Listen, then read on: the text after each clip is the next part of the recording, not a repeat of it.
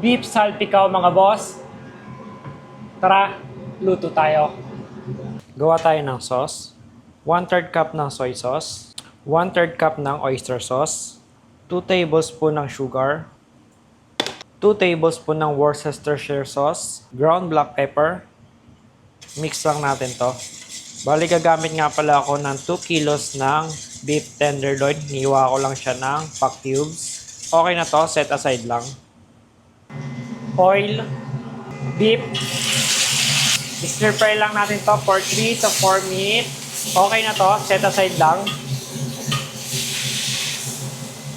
Same wok, add naman natin yung ginawa natin na sauce.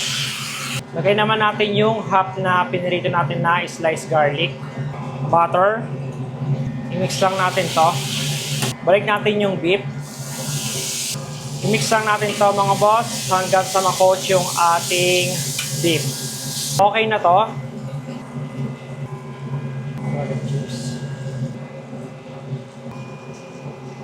Pwede na natin itong i-transfer ngayon sa pan. Kung gusto mo nga pala naman ganitong video, paki-heart and share. Paki-comment mo na nga rin pala kung taga saan ka at kung ano yung barko mo para naman mabati kita. Kung meron ka nga palang request, paki-comment mo na rin.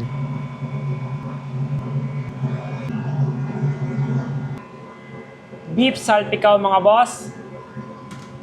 So yun lang. Bon appetit!